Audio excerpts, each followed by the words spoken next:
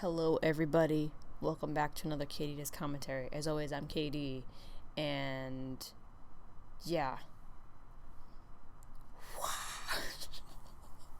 I'm a dork, I know.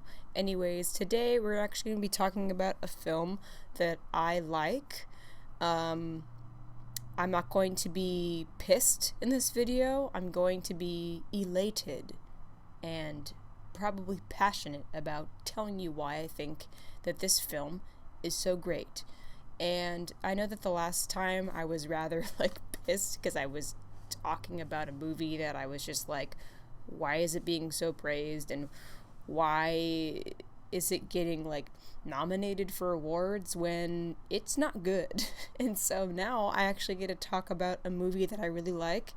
And so I'm just going to tell you a little bit about kind of my inspiration for this. Well, not my inspiration, what kind of compelled me to make this video. So I obviously grew up with a lot of people. I grew up with Jumanji from 1995. I know that they rebooted it. I'm probably going to talk a little bit about the reboot and also the very similar film, but just with tweaks, Zathura, which that came out, I think, in the early 2000s. So not too, or maybe it was 2010. I can't remember.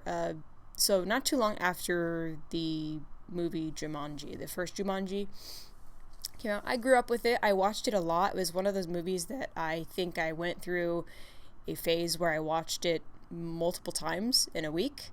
The first movie that I did that with was Wizard of Oz. And Wizard of Oz is a rather long movie. It's about 2 hours, and for a child to sit for that's 2 years old, a toddler to sit in front of a TV or screen for 2 hours, 2 hours at a time, because I would watch it multiple times a day.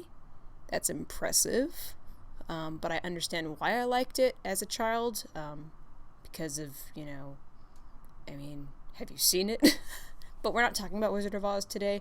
We're talking about Jumanji, and I think that it's a great film, and a lot of people, I think the first thing that's going to come out of people's mouths when they're reviewing it is they're going to talk about nostalgia. And what makes this film great is I don't think it has anything to do with nostalgia. I think minus nostalgia, it's still a great film. This film could have been released in today and still hold up well, minus maybe sans the special effects, because some of the special effects you're eh. But for the 90s, it probably was really high tech. And what's interesting about the special effects is you kind of notice that sometimes they'd be using CGI and animation, and other times they'd be, maybe not CGI, and other times they'd be using puppetry and I think animatronics, but maybe someone who knows more than me will be like, actually, that's not an animatronic, but whatever. You get what I'm saying. Yeah, so it's very interesting. Some of the stuff looked more real and more you could buy it, more passable as actual animals than other stuff were. Those monkeys. The monkeys were not really passable, but they were freaking hilarious. And I'm going to tell you why I think this movie is great. So many people, for many people, this reeks 90s nostalgia. It was released in 1995. But like I said before, that's not really what makes it great. I think, minus all those cheesy and wonky special effects, I get it. That's the best they can do. I'm not going to hold that against them. The movie actually holds up very well, because I hadn't seen it in a long time. It had been years, and I had watched it a lot as a kid, but I forgot about certain parts, and I also feel like a lot of jokes probably went over my head, and I feel like they should be noted. There's actually really good jokes and really good gags in it. So anyways, the movie holds up very well, and I had watched it recently, and I was like, this is actually a really good movie. And I liked it not because of oh my god, the 1990s. I liked it because of many other reasons. The monkeys in this film, like I said, the special effects are kind of wonky. They look ridiculous. but they're freaking hilarious, and they remind me of the monkeys from, like, The Simpsons or Family Guy. Like, that's how ridiculous it is. And, like, they're just... The image of them just, like, on that police motorcycle, like, and they're, like, in the kitchen at one point, and one of them almost lights itself on fire. It's hilarious. Like, just, like, if you look at an image of these things, it's fucking hilarious. It lives in my mind, and it will live in my mind for eternity. I think the performances are very strong in this film, just across the board, and which reminds me, I need more Bonnie Hunt in movies. I just do. I think we need to call for a Bonnie Hunt supremacy. It's like, where did you go, Bonnie Hunt? We need more of you in our lives. It stars Robin Williams, of course. He does a good job. He's kind of Robin Williams light in a way. Some people may disagree with that, but he's not, over the top as he always is. But that's kind of why we like Robin Williams. But he's really good at having the balance of when the movie is serious and when the movie is a little bit more silly, because there's moments of, like, there's something terrifying happening, and then they throw a joke in there. And, not everybody can do that, where they're juggling these tones within the same scene all throughout the freaking movie. Not many people can do that very well. But I think with the actors and the writing, they do it very freaking well. Has Kirsten Dunst as Judy. She plays Judy. And Kirsten Dunst, I forgot how good she was in this movie. She just plays it so freaking well. The kid she's trying not to, because they're the two kids have lost their parents recently, like only a year ago, I think, in a car crash, and she's just trying to deflect with humor but also act like, oh, I don't miss them. And her little brother is just not really talking to anybody but his sister. And he's, you could really tell he's having, like, really hard time. And like I said, and there's a bunch of great actors in this, and I think Patricia Clarkson shows up in this. I was like, why does she look familiar? And I had to look it up. I was like, it's Patricia Clarkson. And the kid that plays, I don't know if you've seen this, but I was, like, watching this movie, and I hadn't seen it in a long time. And I'm like, why does the younger version of Alan Parrish, which is played by, the adult version is Robin Williams, why does he look familiar? And I'm like, it's Fred Tate. And if you don't know what I'm talking about, he was the titular character in Little Man Tate, which is Jodie Foster's directorial debut. And it's a really good movie, and I think it's underrated, and you should go watch it. It's got Jodie Foster, and it's got Harry Connick Jr., and I think it's Diane Weist, I think is how you say her name. She's really good in it, so check it out. Maybe I'll discuss that movie another time. I probably should recap what the story is. So the first thing the audiences are shown is that in, like, the late 1890s, there's these two brothers, I assume so. They are burying a board game, and you could hear, like, the drums. And this board game is, like, jungle themed. So there's a lot of dangerous things in the jungle, like plants, like man-eating plants, and, animals, of course, that are not going to be your friend most of the time, and a lot of things that can happen. And basically all you're shown is that there's a board game that's making a noise, and they're burying it, and they just said, what if somebody digs it up? And then he goes, well, God rest their soul. So this is all you know, is that they're digging a board game it's making a noise, and you quickly learn, you will then learn, so there's something about the board game. There's a box. Actually, at first you don't even know it's a board game, you just know that it's a box making a noise, and then it's like, well, God rest their soul. So that's really good writing.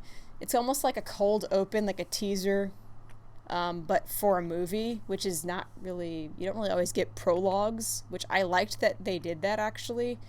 It's kind of, it's building a lore of a board game that's mysterious, and you don't know why it's magical or like the origins of it. You just know that it's been around for a long time.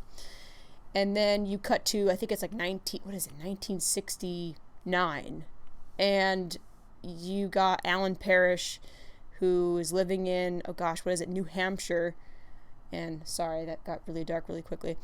And he's having issues with bullies. He goes and visits his dad, who works at a shoe factory, and he's friends with one of the guys that works there. And he's trying to ask his dad, like, hey, can you, like, give me a ride home? And they're like, oh, you're having issues with bullies. Like, you should really just stand up to him. And the dad and Alan accidentally placed a shoe that, Carl is his name.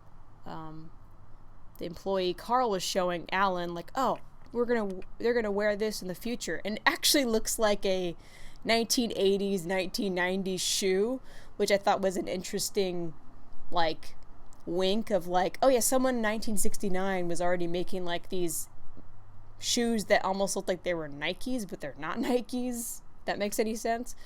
And Alan accidentally lays it down on the conveyor belt, and someone turns it on, and it gets shredded. And Carl kind of just takes the rap for it. So Alan leaves, and he gets beat up by the bullies. And while he's out there, goes to here's drums, which is what we heard in the beginning. And he goes and he finds this board game. And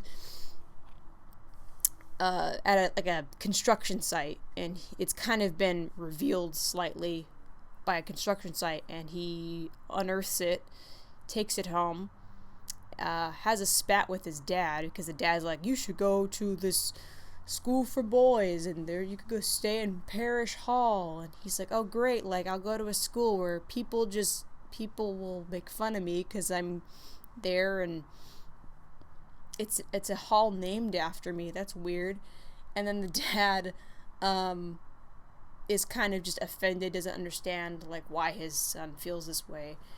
And he's like, I'm gonna run away. And when the parents leave, because they have to go to some, like, ceremony, award ceremony, honoring the dad, he's like, Alan is, like, basically preparing, like, packing his bags to run away. And Sarah, his friend, shows up, and they start playing a game.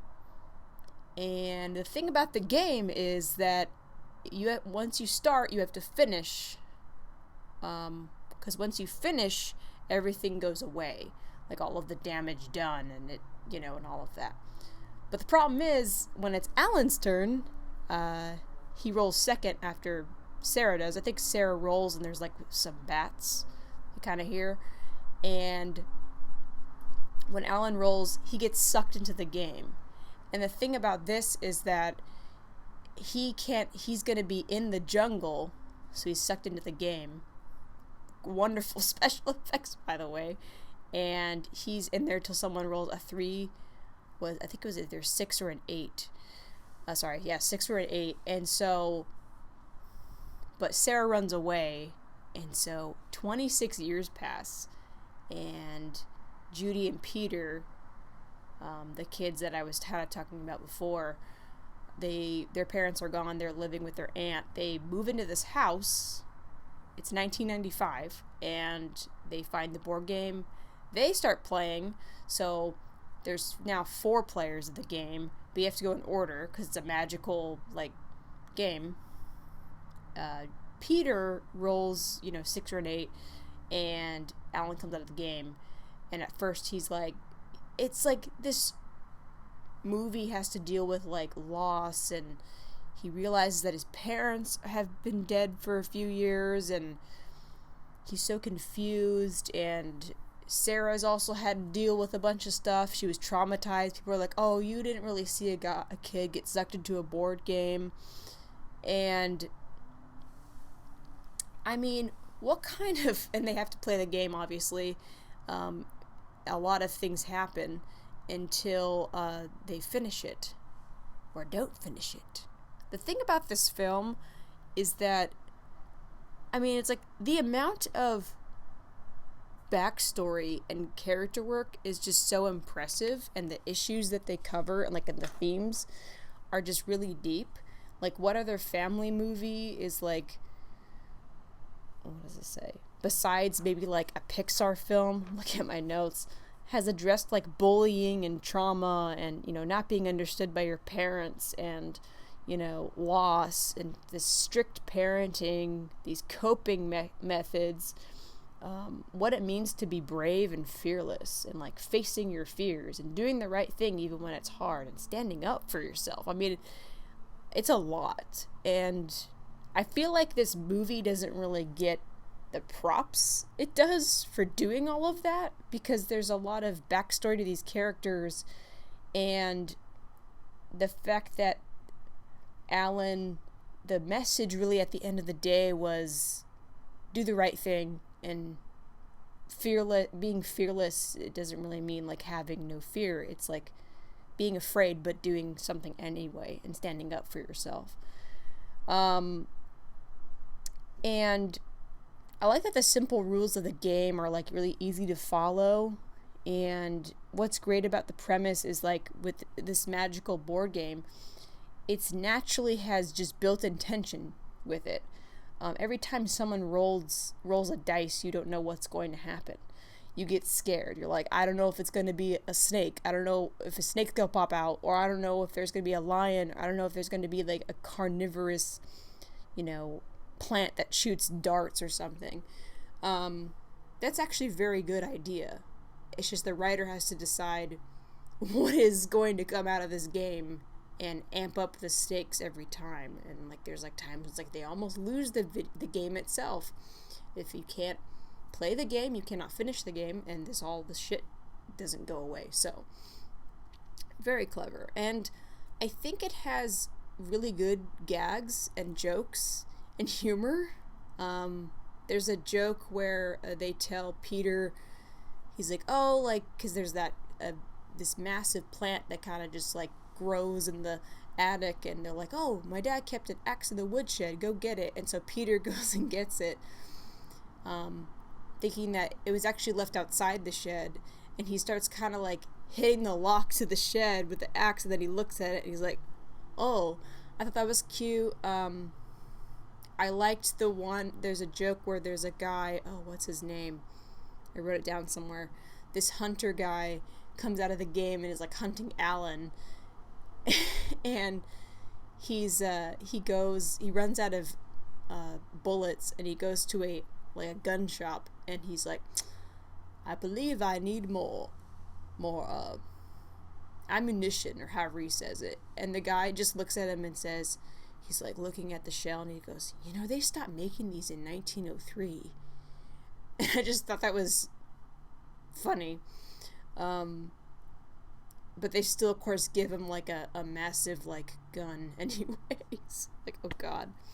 And there's a scene where Sarah, so adult Sarah, Bonnie Hunt is with the kids, and there's just like everybody's freaking out because there's like all of these you know, animals running about. So there's people running about near like these stores at this like discount store, and the kids just are like, what's going on? And she's like, oh, there's a sale. Like just, I don't know, the way she just delivers it is so fucking great. But the thing about this movie is that I like that it's a fun adventure game. A fun adventure you know, movie, and it's like you can totally, it has rewatchability, it's fun, and it's adventurous.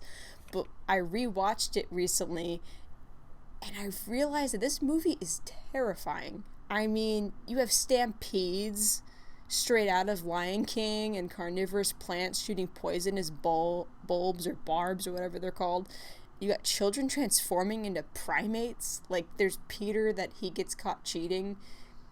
He's trying to, like, drop the dice on, like, 12 because he's 12 spaces away.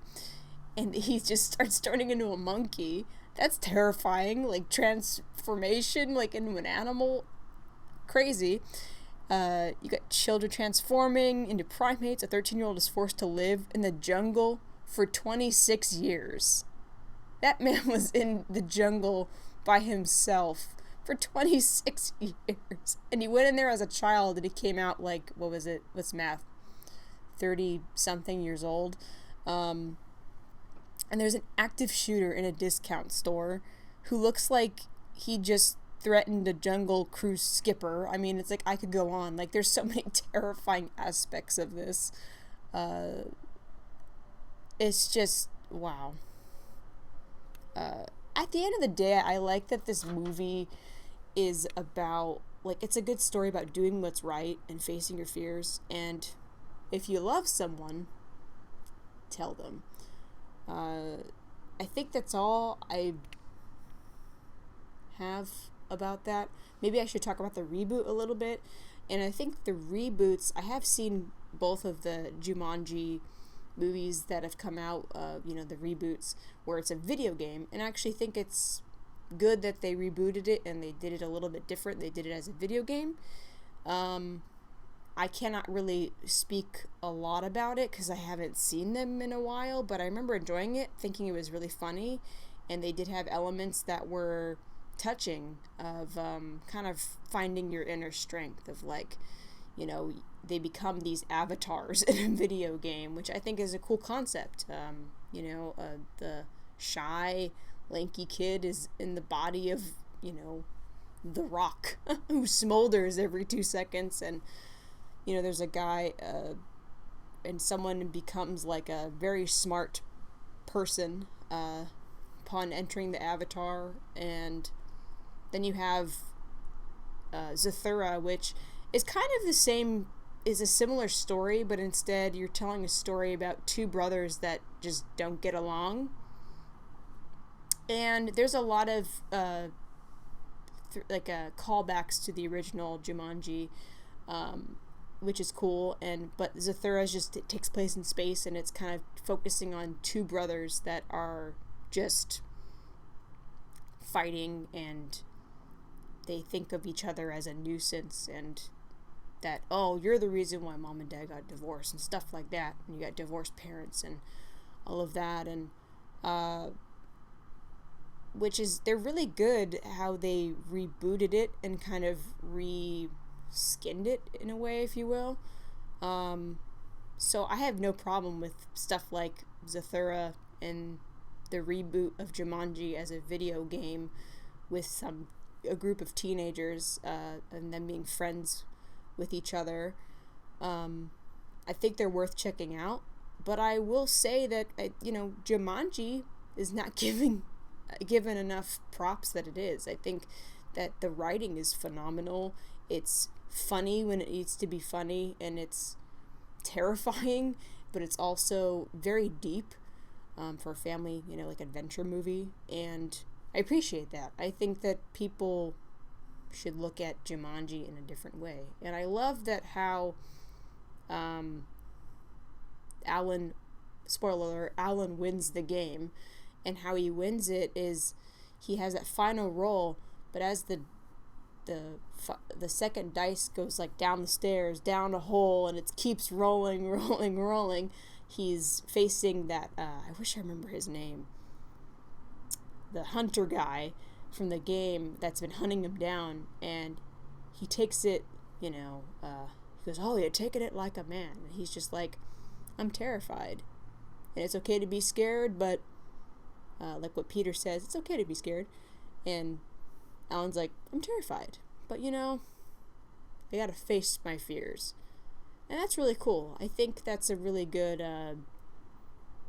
the fact that he won the game facing his fears. And I'm pretty sure the same actor that played, I need to look this up, the dad plays the, I should have looked this up beforehand, but I'm a terrible I guess I'm a terrible person. Let me just make sure the right one pops up. 1995. Plays the hunter guy. Yep, Jonathan Hyde. The dad, same guy that plays the dad, plays, so Sam Parrish plays Van Pelt, which is the hunter's name, which is, as you could see, like, he didn't escape his dad, because he's like, you need to take it like a man. And at the end of the day, they had this understanding. Like, he valued his dad, and he's like, I need to tell my dad that I love him, and I need to just talk it out. And what's crazy about this is that they return to their 13-year-old selves, 14-year-old selves, and so everything just didn't happen. It went right back to where they were when they started the game. And like the fact that, but they remember being adults, they remember all that stuff, and I'm just like, could you really go back in time and live all of those years again? And you know, it's really good because they are able to be together, and you know, they eventually, I guess, get married, and they remember Judy and Peter, and they basically stop their parents from dying, and they work with the dad with the shoe company. You mean Judy and Peter's dad. And so I like that they were able to have a good life as adults, but it's just like, you kind of think of like, could you go back in time and be 13 again, or be 14 again? And what would you do differently, knowing what you know now about your like 20-something-year-old self, 30-something-year-old self, etc. Very interesting, and something to ponder. And I just think that it's really good, and people don't give it the props other than like, oh yeah, Robin Williams, oh yeah, it's fun, and it's, oh, 1990s. I feel like that's all it is. When really, it's a lot of things at once. It's like really terrifying. And it's funny, and it's deep, and I really appreciate the backstory, and I really appreciate what happens with the characters. I mean, Carl, because of what happened, he got fired, and he like eventually becomes like a police officer. And it's interesting because then we see after Alan tells his dad, like, oh, I put the shoe in the conveyor belt, when they finish the game and he goes back to being himself, how it changes, like, when you tell people, like, oh, I did something wrong, how it, like, really changed everything. You know, owning up to your mistakes, owning up to things, because Carl took the fall for it, and how everything, it just changes the scope of people's lives, little things. And yeah, I just had to profess my love for it, and hopefully it made sense. So thank you. I will see you at some point. Bye-bye.